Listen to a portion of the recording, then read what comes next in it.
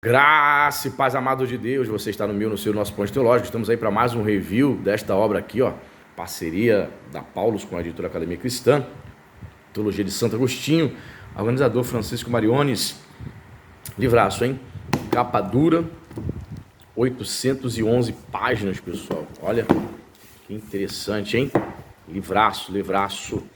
Lançamento aí, olha, chegou para mim aí esse final de semana, sensacional, hein? Olha, e para você que não me conhece, o pastor Anderson Porto, estamos aqui nas internet da vida, compartilhando conhecimento. Não somente assista esse vídeo, mas se inscreva aí, ative o sininho da notificação aí. 2 segundos para você fazer isso, ó. 1, 2, pronto, já está inscrito, não doeu, agora você faz parte da família Point.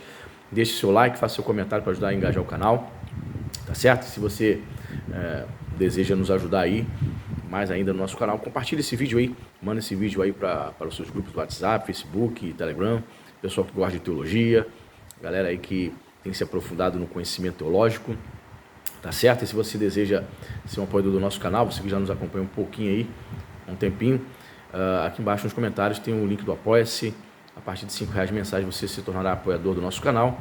E o nosso propósito é, quando chegarmos à meta financeira que você vai ver lá na plataforma, é sortear livro de teologia mensalmente para os apoiadores, tá certo? Então vamos dar uma olhadinha aqui nessa obra interessante. Vamos, olha, mais de 800 páginas, então o sumário é longo, então eu não vou me deter muito, mas vou mostrar aí uma passada, um panorama.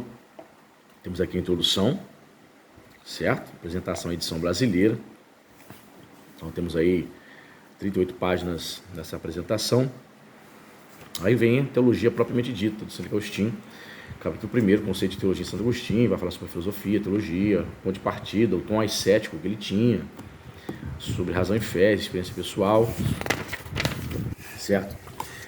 Capítulo 2, caminho real da salvação, vai mostrar sobre a fé agostiniana, ó. Catequese agostiniana, a favor da religião cristã. Onde está o teu Deus? Agostinho, capítulo 3. Agostinho sedento de Deus, como chegar a ele diante do mistério de Deus. Possivelmente vai aqui perpassar aqui o fato, né, da conversão dele, como que ele se converteu. Capítulo 4, diante do mistério da Trindade. Ele tem uma obra lá, sua obra de Trinitate, que é um tratado teológico / filosófico sobre a Trindade. Aqui nesse capítulo 4 ele vai falar sobre a fé trinitariana, certo? Uma obra interessante para a ortodoxia cristã, certo? Temos aí o capítulo 5, como Deus Criador, introdução, aqui ó, criação do tempo, interpretação do Hexameron, origem da alma humana, aqui, ó. Capítulo 6, o primeiro Adão, falar sobre o estado original, graça santificadora, dom sobrenatural, certo? Você pode parar o vídeo aí, a queda de Adão, ó. Porque ele foi tentado, a serpente,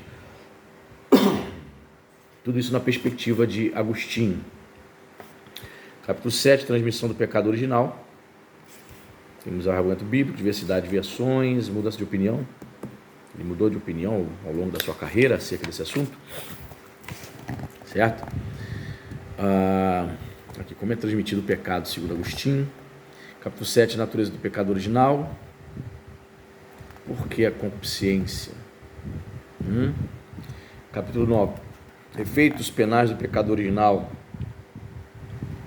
Olha, expressões muito grosseiras, elementos atenuantes, liberdade e livre-arbítrio. Vamos dar uma olhadinha depois lá.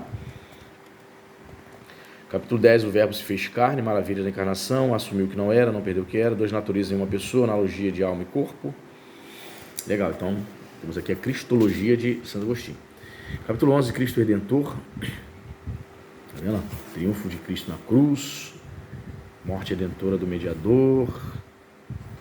Olha o caso de Agostinho, humilde Cristo, caminho e pátria.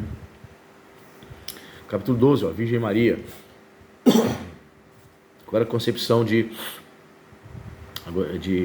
Agostinho acerca de Maria. Ó. Maria, mãe de Deus, difícil questão, santidade de Maria, uma exceção, segunda passagem. Cristo total, ó, 3 dimensões, todos em um Cristo, a igreja concebida na encarnação, os 2 atos, solidariedade com Cristo, a igreja nasceu na cruz, Manifesta-se em Pentecoste, o amor causa da unidade, o Espírito Santo, a alma do corpo místico. Temos aí o capítulo 14, a igreja como corpo hierárquico, os donatistas, olha lá, o caráter hierárquico da igreja, sucessor de Pedro, o que ele pensa sobre a igreja aí. É como se fosse, interessante, é como se fosse uma sistemática, né, de Agostinho, né, o que ele pensava sobre Cristo, sobre igreja, sobre o Espírito Santo, Trindade. Campeão da Católica lá no campo donatista, nota de catolicidade, o problema dos pecadores, santidade da igreja, Santo Agostinho e São Cipriano. Capítulo 16, antropologia sobrenatural, a doutora Graça, Graça Pelagiana. Erro inicial de Agostinho, ó. Núcleo da controvérsia Agostino-Pelagiana. Vamos aí, a inspiração da caridade, classes de graça. Capítulo 17, a graça. Necessidade da graça.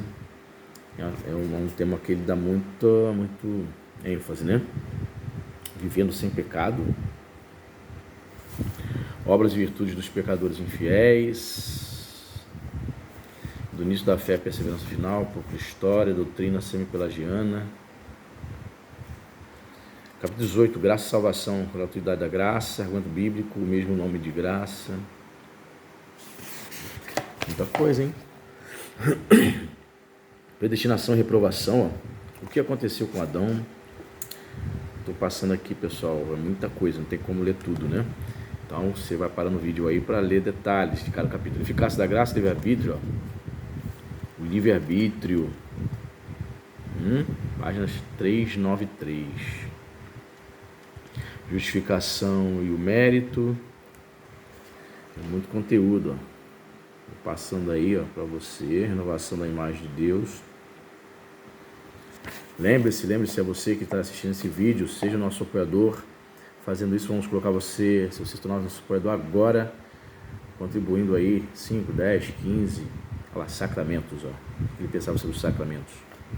Se tornando nosso apoiador fixo mensal, vamos colocar você no nosso grupo WhatsApp da família Point.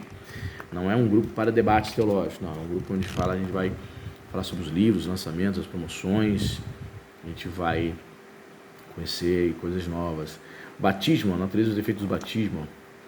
Selo do Senhor, canal da graça, ou seja, ele tinha um entendimento do batismo como algo sacramental, né? Existência e efeito da confirmação, né? Confirmação, o crisma, a unção do crisma. A palavra crisma grega significa unção, né?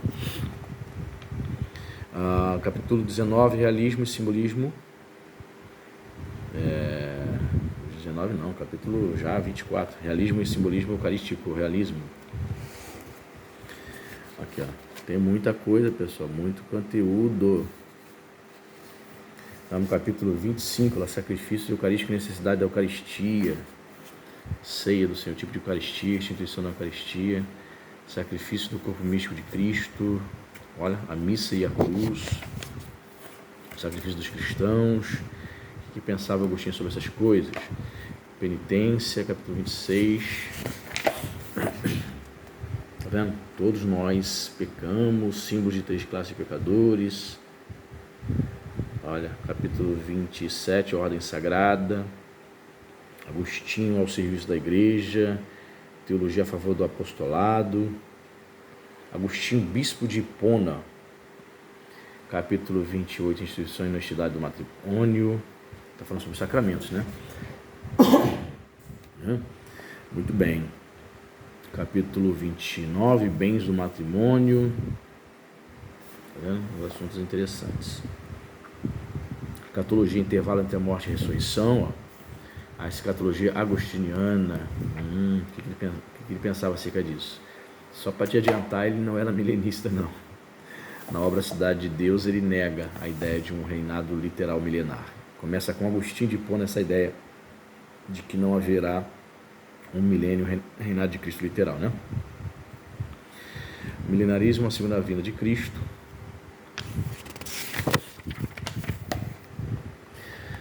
Opinião errônea, refutação do milenarismo, tá vendo? Segunda vinda de Cristo, sinais da vinda de Cristo. Capítulo 32, a ressurreição dos mortos, ó.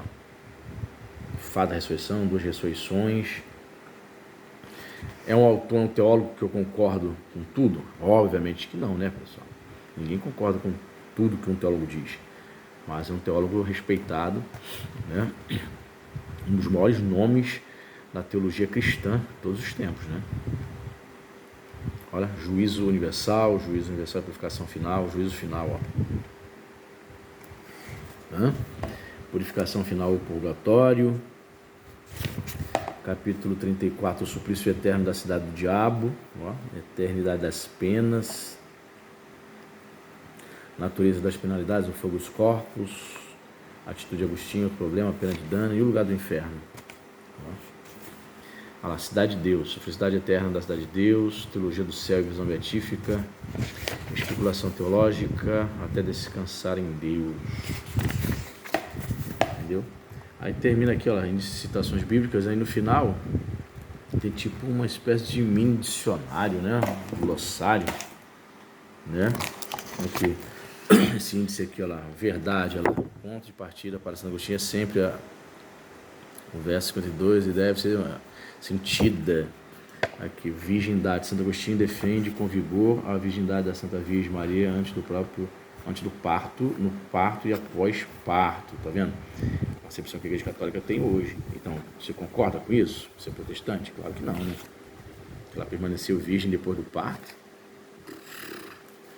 A Bíblia vai dizer que ela, né, José, depois da concepção de Jesus, ele teve uma vida normal sexual com Maria, né? Como marido e mulher. Tá vendo? Então, no final, até a página 815, tem essa questão aí. Que obra, hein, pessoal? Caramba, sensacional. Diz pra mim aí. Ah, não terminei não, pessoal.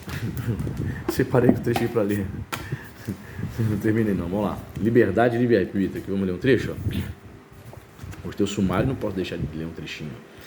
Quando se trata dos efeitos do pecado original com respeito à liberdade, quem desfruta, o homem decaído para fazer boas obras, é de suma importância manter em mente o conceito de liberdade de nosso teólogo. Geralmente, distingue, embora nem sempre seja constante em sua terminologia, entre liberdade, libertas e livre-arbítrio, liberum arbitrio.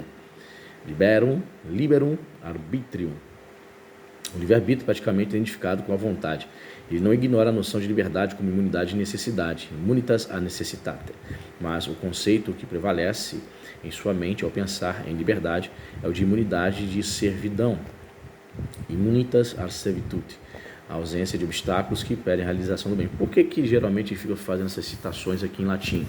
Lembre-se, Agostinho, ele escrevia, pregava em latim, não em português nem em grego, tá? Aliás, na obra Confissões ele diz que detestava o grego, né? Curioso, porque o Novo Testamento foi escrito em grego, né?